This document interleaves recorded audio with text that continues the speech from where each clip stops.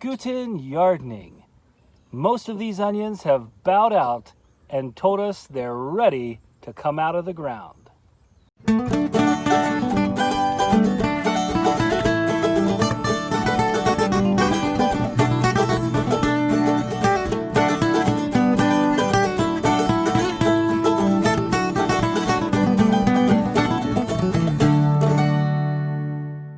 We planted most of our onions on April 26th, so we're just about 90 days from the time of initial planting. You know, onions take a good while to grow and to develop, and we actually planted onion slips and onion sets. And if you don't know the difference, there's a picture on the screen. Onion sets are harvested early from a first-year onion crop, and so they'll look a little bit bigger at the start. And if you plant from sets, you'll probably notice, as we did, that there's a higher probability that they'll go to seed. And so you can see the difference here. I'm going to show you, this is a very firm green. I'm not sure you could do anything really with this, versus one that hasn't gone to flower. And you can see this is not firm at all. It's still very bendable and pliable. And while the flowers are absolutely beautiful, and this one's actually lost all of its petals, but I can show you a picture of what it looked like earlier in the season. It's really not helpful to have one go to flower if you're trying to produce a nice big bulb, because these are not going to bulb up.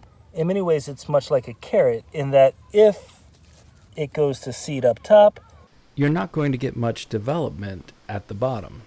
This year, we grew white onions, Walla Walla onions, and red onions. If you're like me and you prefer the taste of the Walla Walla onion, you might consider the fact that they don't store quite as well or as long, and that the red ones are supposed to have a much higher amount of antioxidants in them. Just something to keep in mind. One of the coolest things about onions is that you can harvest them at any time in their life cycle. If you like them with your burgers in the summer, pick some while they haven't bulbed up yet.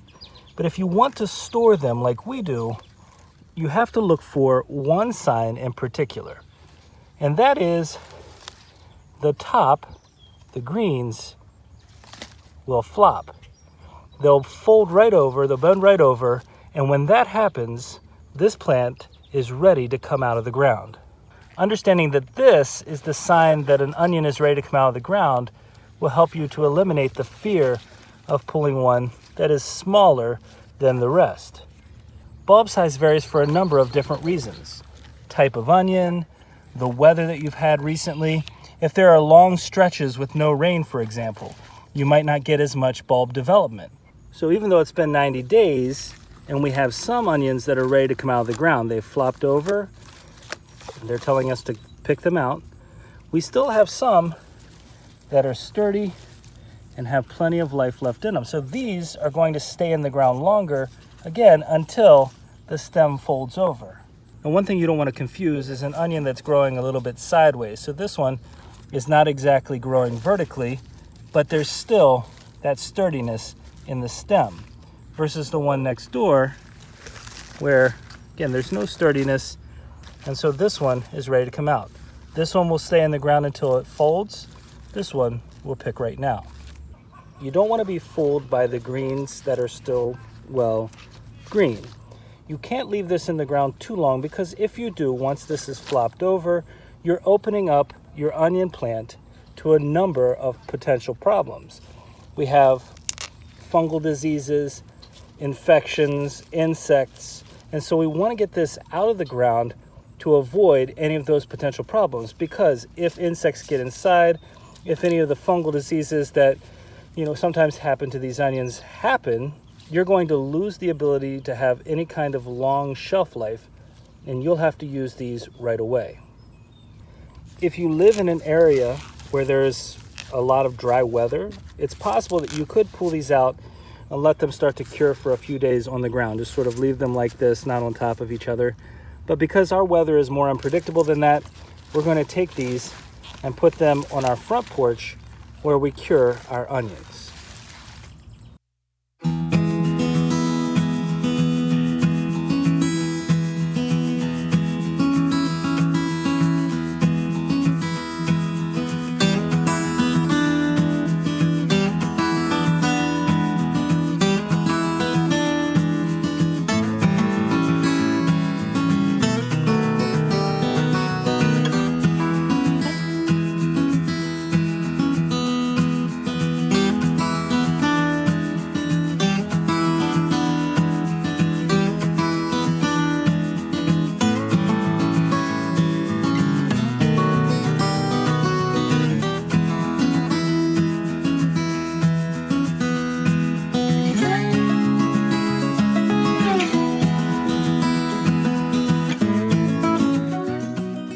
Okay, we're out on the front porch, and this is actually a new curing setup for us.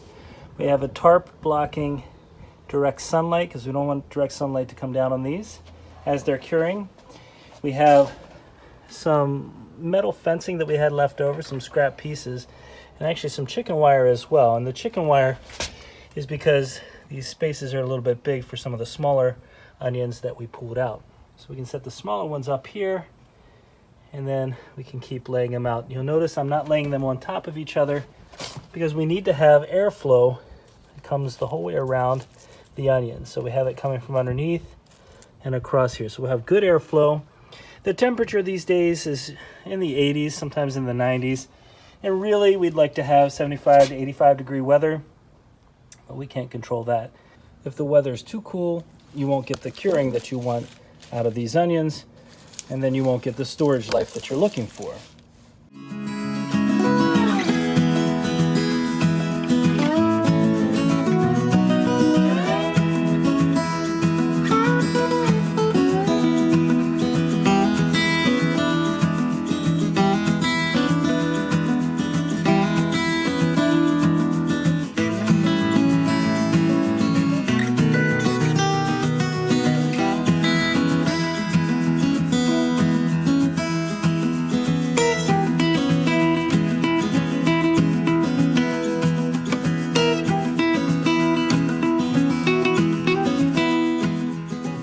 When you go to the store to buy onions, what you're getting is a cured onion.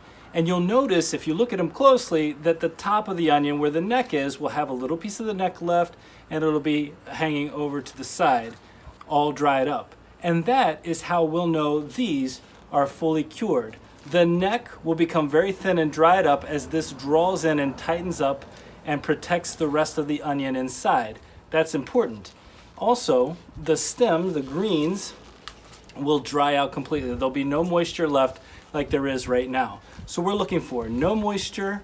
We're looking for the neck to be thin and all the way sealed up. And when that happens, we'll cut about an inch or so above the bulb. And we do that, we cut an inch or so above the bulb, because if we cut any lower, we risk opening up the top of the onion where it's been sealed in the curing process and reducing the shelf life. So this onion, when cured, should last us for quite a few months. Now, we don't have that consistent temperature maybe that some of the companies that do this full time have, and we also don't have that high humidity necessarily, but we expect a few weeks from now for these to be finished. One more thing, I actually pulled up one of the onions that had gone to flour, and you can see when I break it, I mean, it's a crisp break. This isn't like the normal greens, but also if you look at the base, at the bulb, you can see it's not very big. It didn't develop very big, and actually if I push on it, it has the feeling almost of the hardness of garlic. And so if I try to use this onion, which I can get some use out of it, I'm gonna have to cut pretty low because this rigidity starts all the way down in the bulb. And so it's not as tasty. You have to cook it longer if you want it to be tender. And this definitely won't cure. It won't tighten up around the neck like the other ones will. And you have to use this pretty quickly before it went bad. So alternatively, if you leave this in the ground, let the flower actually develop, let the blossoms go through their process and the seed remain, you can collect onion seeds and then create your own starts for next year. You have to be a little bit more patient, but if you start them early enough indoors, you'll have no problem growing your own onions from those seeds. We had a pretty good onion harvest this year, and we're looking forward to see how these cure and how quickly they cure. Again, we're not sure the exact timeline, should be a couple of weeks, but the end result will be our ability to cook with our own onions in the garden over the winter. And really, that's what we can ask for. If you enjoyed this video, give us a like, leave us a comment, and let us know how you cure your onions. What does your setup look like? And share and subscribe. And remember, when you're with us, you're good to grow.